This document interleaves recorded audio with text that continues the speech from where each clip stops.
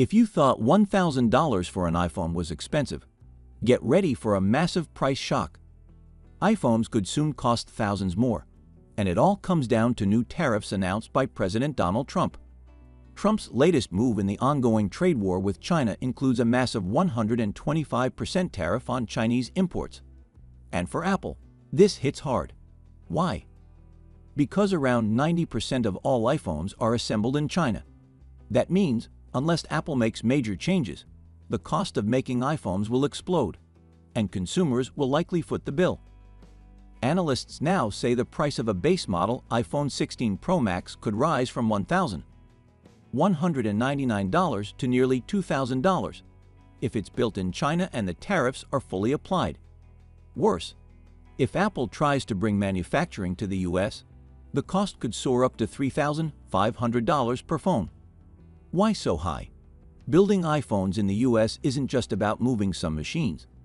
It's about replicating an entire global supply chain. The chips, mostly made in Taiwan. Screens, South Korea. Batteries, sensors, and other parts. Many come from China. Rebuilding that in America would cost Apple billions and take years. Dan Ives from Wedbush Securities says it would cost Apple around $30 billion and 3 years just to move 10% of their production to the US.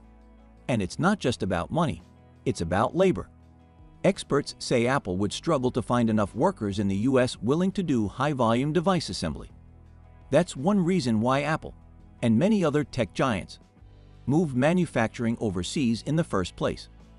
In the short term, Apple is trying to manage US iPhone inventory, possibly stretching it over the next 3 to 6 weeks, depending on demand. But once that runs out, prices could spike almost overnight. Could Apple absorb some of the cost? Maybe.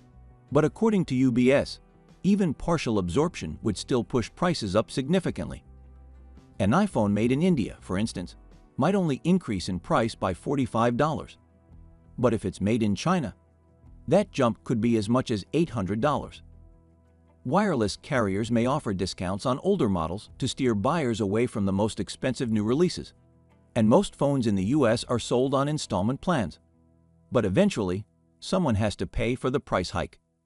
The bigger question is, can Apple shift enough of its supply chain out of China to survive these tariffs? Over the last few years, Apple has ramped up production in India and Vietnam, but they still don't come close to matching China's scale. And while countries like Brazil face lower tariffs from the US, their production capacity is limited.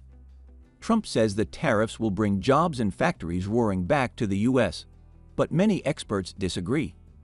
They call the idea of US-made iPhones at scale a fictional tale. And Apple?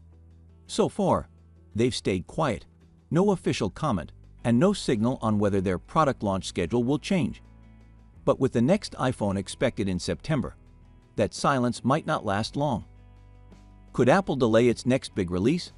Could it split the launch between regions? Adjust its pricing worldwide? One thing's certain, Apple is in the middle of what analysts are calling a Category 5 economic storm. And American consumers? They're stuck in the middle. So don't be surprised if that shiny new iPhone costs a whole lot more, or if you suddenly start thinking your old phone doesn't seem so bad after all.